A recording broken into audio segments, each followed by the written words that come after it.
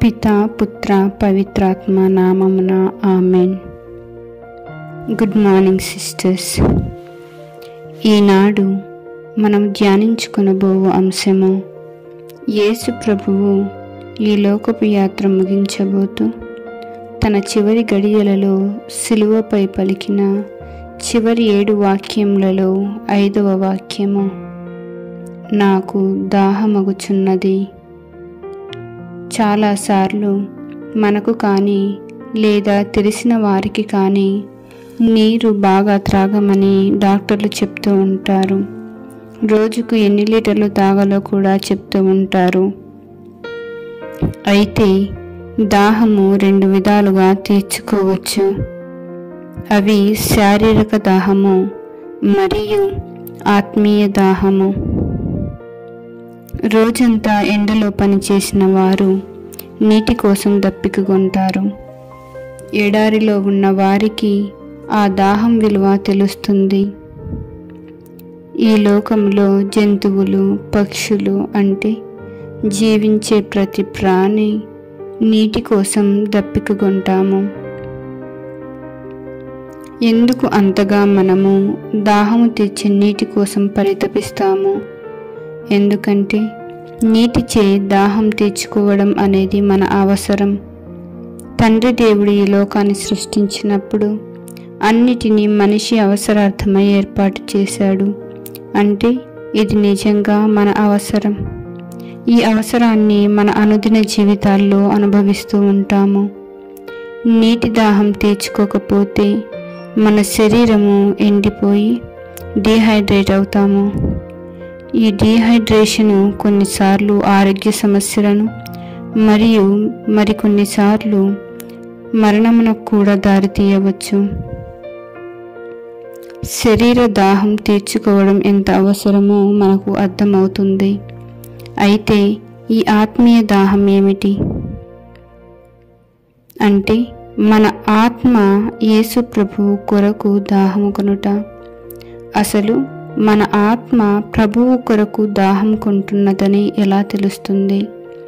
మనము లోకపు శ్రద్ధ, ఆందోళనలు, ఆశలు, జయ అపజయాలు అనే వాటి గురించి ఆలోచిస్తూ పూర్తిగా మన మనసులను దేవుని నుండి మళ్లించి ఆత్మీయముగా ఎండిపోవుట జరుగుతుంది.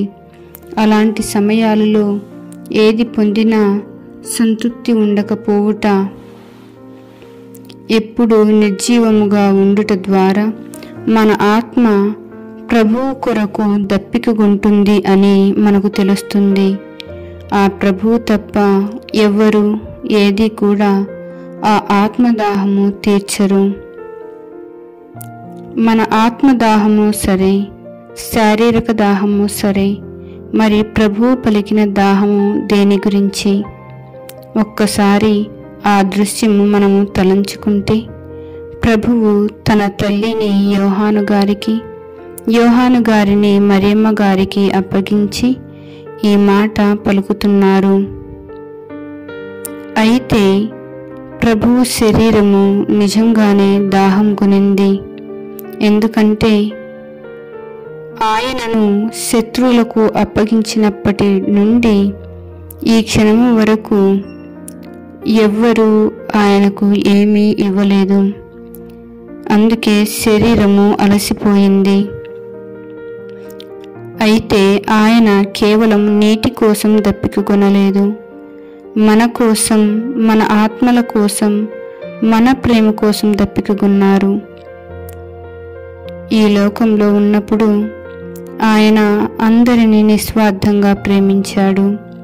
ఆ ప్రేమతో ఎందరినో స్వస్థపరిచాడు. వేదవాక్యాన్ని నేర్పించాడు. దేవుడే అయినా మనిషిలా మన మధ్య జీవించి ఈనాడు తన అన్న వారెవరు ఆ ప్రేమ చూపక ఆయన్ని మరణానికి గురి చేశారు. అయితే ఆయన మరణము ఆ తండ్రి దేవుని ప్రణాళికే అయినా మన ప్రేమ కోసం తప్పిస్తున్నారు. మరి మనము మన ఆత్మలు ఆయన యొద్దకు, ఆయన కొరకు ఆశతో, ప్రేమతో తపించినప్పుడు ఆయనను చేరి మన జీవితాలను ప్రభువుకు ఇష్టపూర్తిగా మలుచుకున్నప్పుడు మన మారిన జీవితాలను చూసి, మన దైవ సోదర ప్రేమను చూసి ప్రభువు దాహం తీరును, మన దాహము తీరును.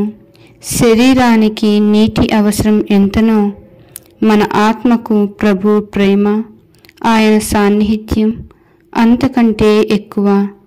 అందుకే మనమంతా ఎల్లప్పుడూ ప్రభువులో ఉండి ఆయన ప్రేమను చాటుదాం, పరులకు ప్రభు ప్రేమను పంచుదాం.